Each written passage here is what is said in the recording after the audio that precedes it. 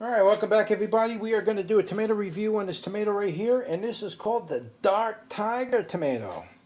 New one for 2020. I've never heard of this variety before, but it's a very interesting variety because it's got all kinds of little stripes on it. And take a closer look at the tomato.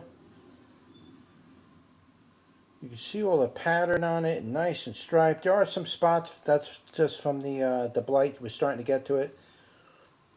But these tomatoes were on that plant for a long time, I'll tell you that, before they actually ripened. In fact, a lot of the green ones here, they were just falling off the plant.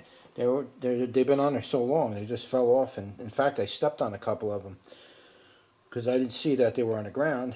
But yeah, see, that's what it looks like. Beautiful tomato. Now these tomatoes, I'm glad I got one of these up here. These can get absolutely black if you let them sit in direct sunlight.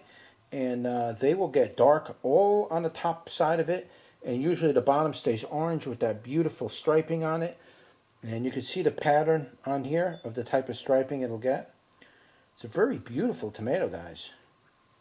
And this is about the average size you're going to see is probably around this, maybe a little smaller than that.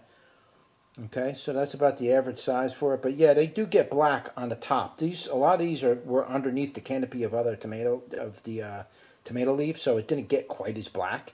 But they can. This is one that was at the top of the plant, and you can see how black that got on top. And that's how it can get if it gets direct sunlight. All of this blackening effect you see on all of these black tomatoes, that all has to do with sunlight. It has to do with sunlight. That black effect you see on those tomatoes is a natural sunscreen the tomato produces to protect the tomato fruit, and sometimes the plant will start getting black on its own as well to protect the plant and the leaves. So keep in mind that that black color is really just a sunscreen. If the sun is not hitting that plant hard enough and direct enough, you're not generally going to have that effect at all. Alright, so just keep that in mind, that that's what the black is. Sometimes you see it on tomatoes, sometimes you don't. Just means you ain't getting enough direct sunlight to the fruit. That's all it means. Alright, so let's push these over a little bit.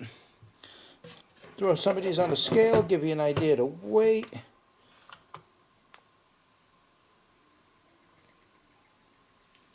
And we'll put this bad boy right on there. She had 0. There she goes.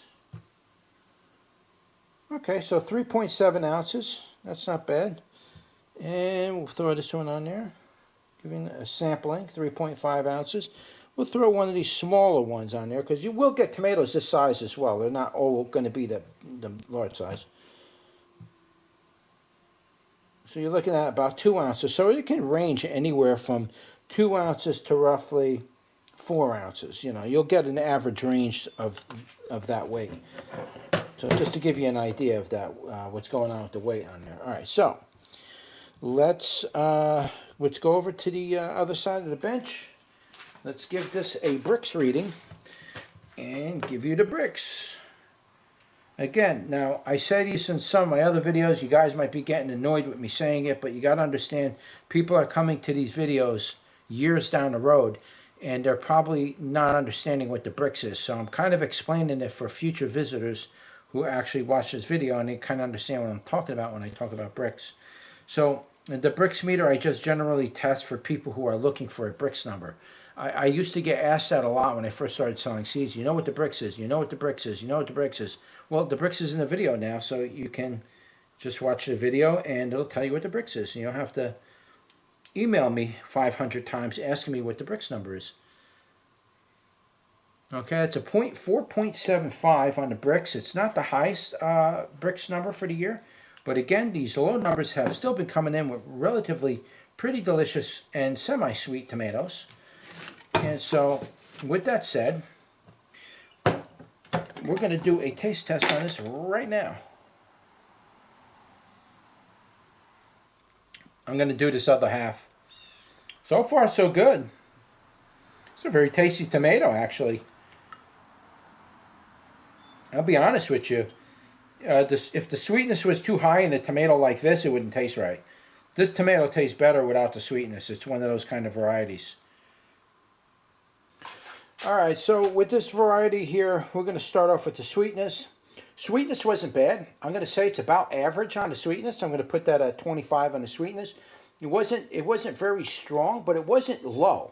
and was actually in there. I might even go a little higher than 26. 25. I might say 26, maybe 27 on the sweetness. It was there. It just wasn't a sweet type of a sweetness. It was there though, and I can taste it on the back of my tongue after I ate the tomatoes. So the sweetness was definitely there, but the tanginess was also there, and the tanginess was about a 32, which is a lot higher than the sweetness, or actually not that much higher, to be honest.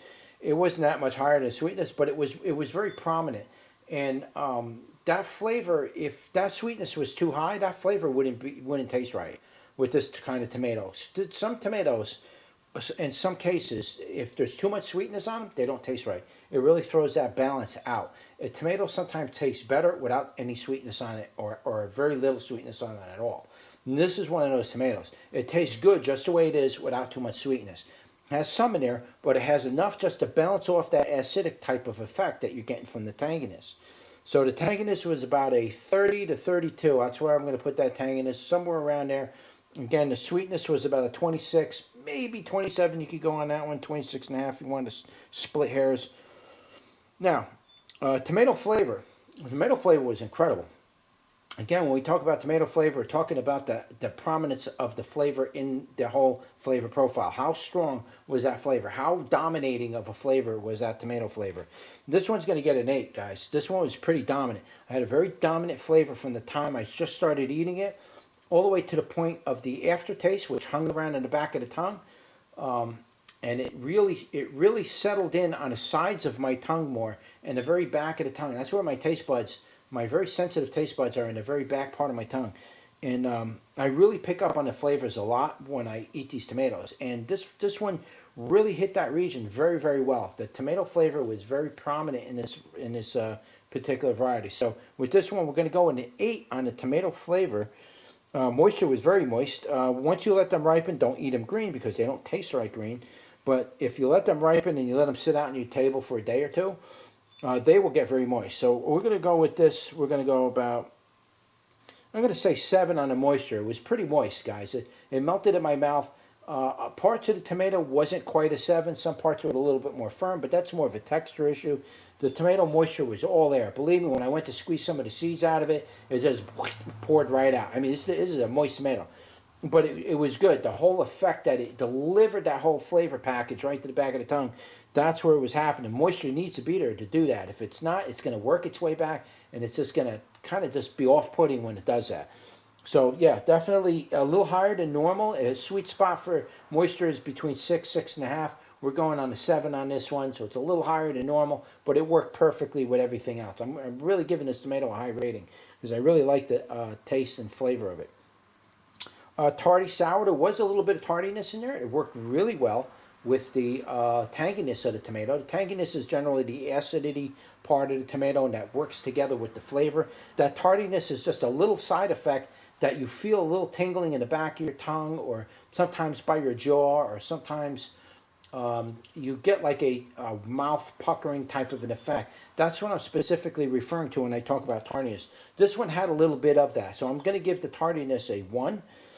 And which isn't very high, but that's you want, generally with tomatoes, you kind of want to have that 1 in there. You want your mouth to kind of get watery as you're eating the tomato. That's what's going to draw you back for that next bite. You need that watery part where your mouth is salivating when you're eating the tomato, because that's what tomatoes do. They have that ability to do that. So it was in there. That's a beautiful number on that one. That was a 1.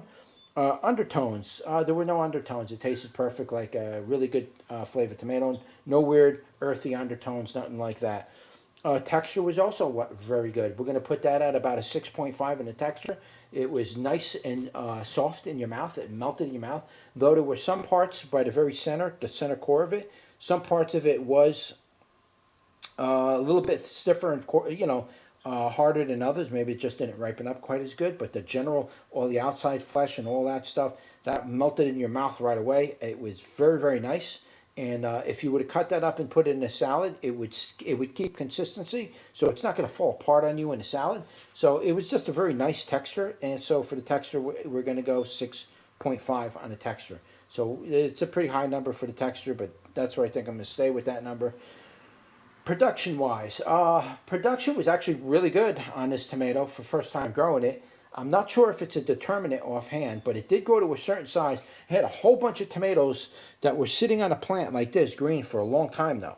These were sitting on here this size. They got to a certain size and they just sat there.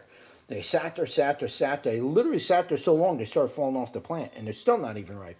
So they took a long time to ripen, but as far as production goes, one plant will produce quite a few of these tomatoes. You'll get a lot of tomatoes of this type off of your plant, one plant. So it's a pretty good producer. I'm going to put a slightly above average.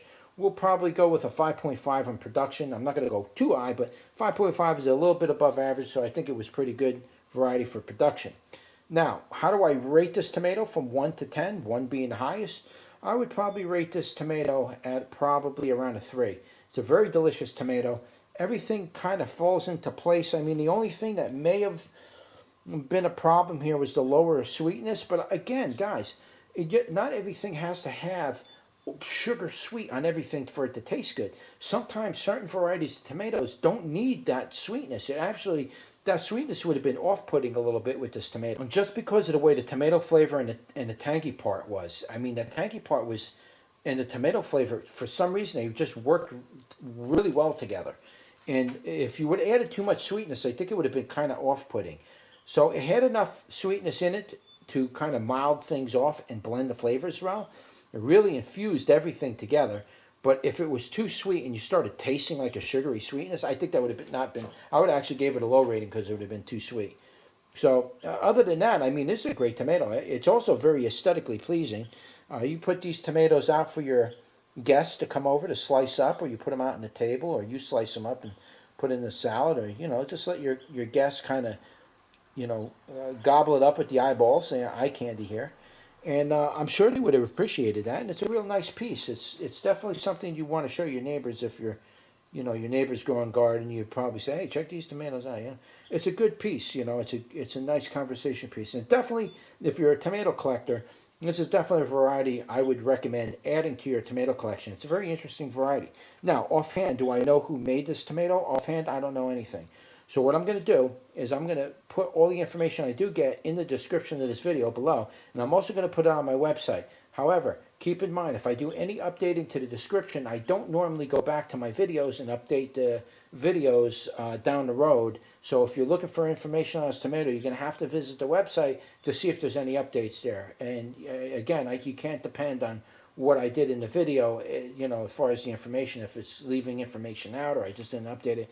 Can't depend on that. Go to the website and see if it's the same, and then you should get your answer from there. I'm also going to leave a link in the description below where you can pick up seeds for this variety and give it a grow for yourself and see if it's something that you may want to try yourself. All right, so that's it for our tomato review on the Dark Tiger tomato. Don't forget to like, share, and subscribe, and I'll see you on the next one. Take care.